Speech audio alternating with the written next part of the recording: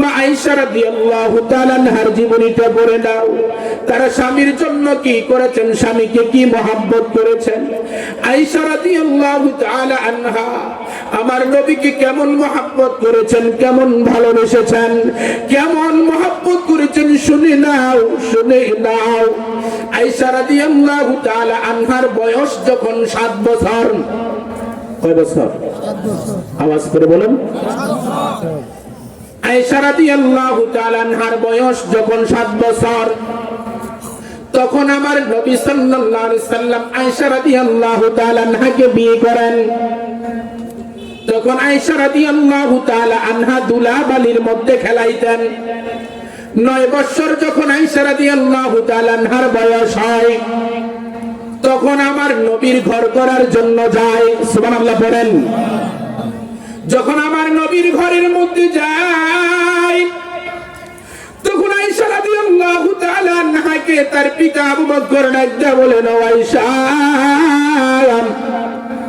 শোনো শোনো শোনো, কার কাছে আমি তোমাকে বিয়ে দিয়েছি, কিসের জন্য বিয়ে দিয়েছি শোনো, কিসের জন্য আমি তোমাকে বিয়ে দিলাম শোনো।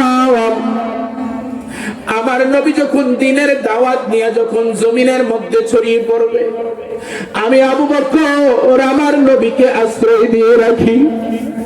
দিন শেষ করে যখন রাত্রি বেলা যখন ঘরে যাবে, আমার নবীকে তুমি স্বামী হিসাবে তুমি ছায়া দিয়ে রাখিও। আল্লাহু আকবার।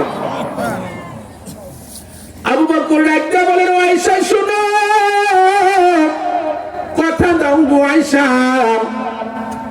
কোনদিন আমার নবীর চোখে চোখে চোখ রাইখা কথা বলতে পারবা না, কোনদিন আমার নবীর সামনে চোখ রাঙাইয়া কথা বলতে পারবা না, কোনদিন আমার নবীকে ধমক দিয়ে কথা বলতে পারবা না, কোনদিন আমার নবীর কাছে খানা চাইতে পারবা না, পেট মাটিতে লাগাইয়া পড়ে থাকবা গো আয়েশা, কোনদিন আমার নবীর কাছে খানা চাইবা না।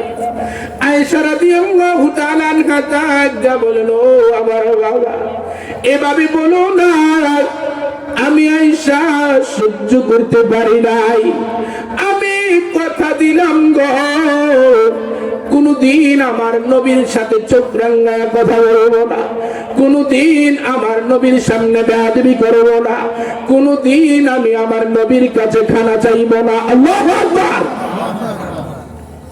এজন্য আয়েশা রাদিয়াল্লাহু তাআলা আনহাকে আমার নবী কেমন মহব্বত করেছেন, আমার নবী কেমন ভালোবেসেছেন শুনে নাও।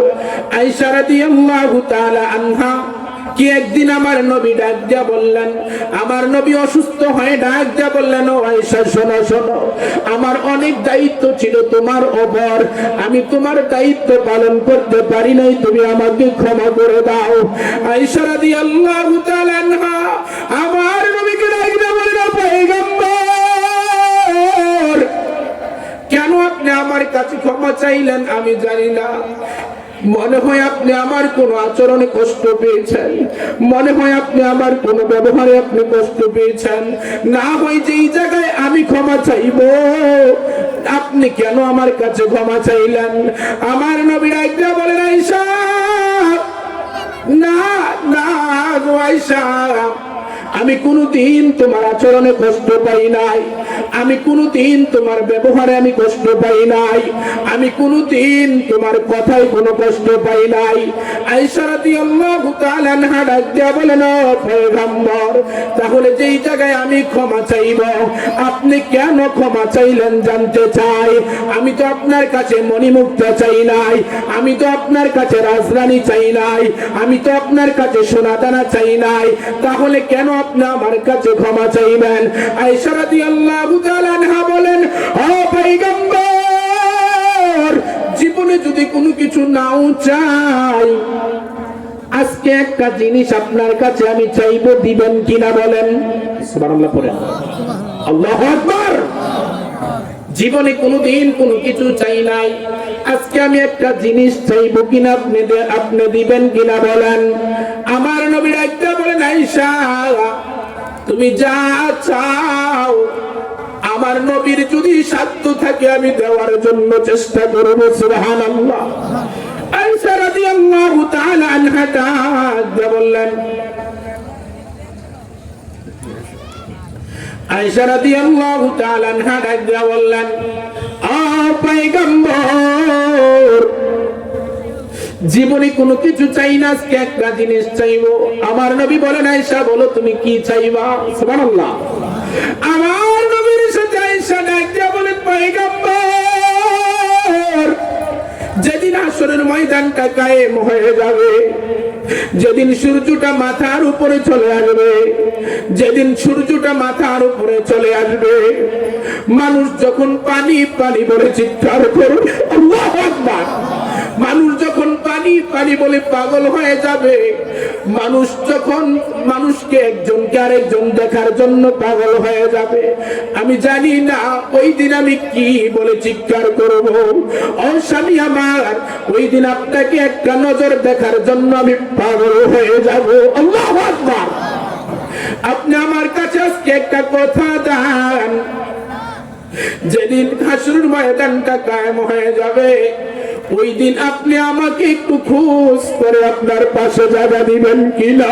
সুবহানাল্লাহ। আমার নবী একটা বলেন, আয়েশা গো, আমি নবী কথা দিলাম গো, তোমার আয়েশারে না লইয়া আমি জান্নাতে প্রবেশ করব না। আল্লাহু আকবার। ও দুনিয়ার মুসলমান, লক্ষ্য করে শোনো, মা বোনেরা কান খাড়া করে শোনো গো মা। আয়েশা রাদিয়াল্লাহু তাআলা আনহা কেমন স্বামীর খেদমত করেছেন, স্বামীকে কেমন মহব্বত করেছেন, স্বামীকে কেমন ভালোবেসেছেন। মা খাদিজা রাদিয়াল্লাহু তাআলা আনহা কেমন স্বামীকে মহব্বত করেছেন, ভালোবেসেছেন। ওই আয়েশার জীবনী থেকে তুমি শিক্ষা গ্রহণ করে নাও। কোনদিন স্বামীর চোখে চোখ রাখিয়া কথা বলবা না, কোনদিন স্বামীর সাথে বেয়াদবি করবা না, কোনদিন স্বামীর সাথে বেয়াদবি করবা না, কোনদিন স্বামীকে তুই তকার করে কথা বলবা না। কারণ পৃথিবীর জমিনের ভিতরে, ও মা লক্ষ্য করে শোনা, ও বোন লক্ষ্য করে শোনা গো, পৃথিবীর জমিনের ভিতরে সবচেয়ে বড় সম্পদ হলো তোমার স্বামী। ঠিক কিনা? ও দুনিয়ার মুসলমান, আমার নবী আয়েশা রাদিয়াল্লাহু তাআলা আনহাকে বলেন, ও আয়েশা, আমি কথা দিলাম গো, তোমাকে না লইয়া আমি জান্নাতে যাব না। ও দুনিয়ার মুসলমান, বলেন তো, যেই নবী উম্মতকে ছাড়া জান্নাতে যাবে না, ওই নবীর কথাগুলো মানা দরকার আছে না নাই? আরো জোরে বলুন।